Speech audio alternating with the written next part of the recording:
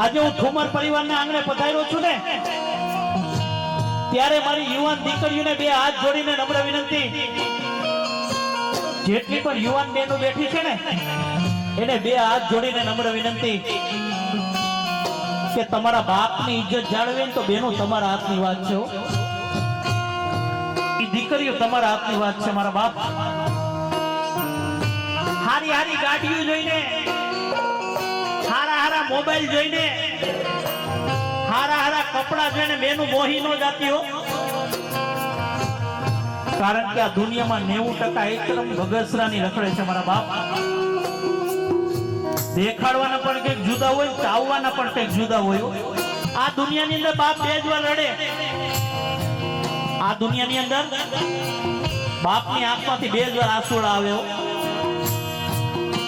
એક દીકરો તર છોડી દે ને કે પપ્પા તમે મારા ભેગા નહીં, તેથી બાપ આ દુનિયાથી હારી જતો હોય મારા બાપ.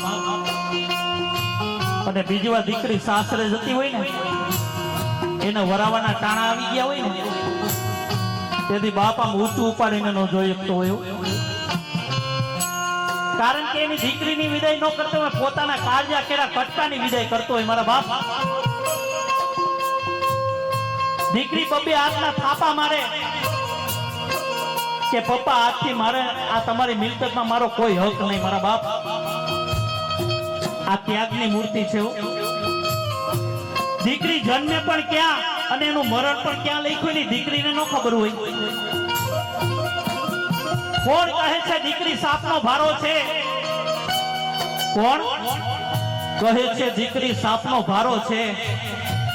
અરે સાહેબ અમે તો એમ કે દીકરી છે ને એ તો તુલસીનો ક્યારો છે. દીકરી જે ઘરમાં રમતી છે ને અમારા ઠાકોરજીને રમવા આવવાનું મન થાય. એ બિચારી હજી વિદાયના ટાણા ન થયા હોય તેના બાપ ઉપર એનો હક ઉભો થઈ ઉઠી જતો હોય.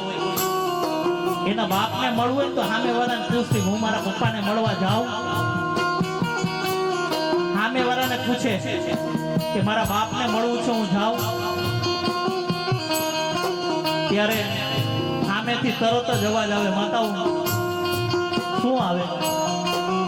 ઓ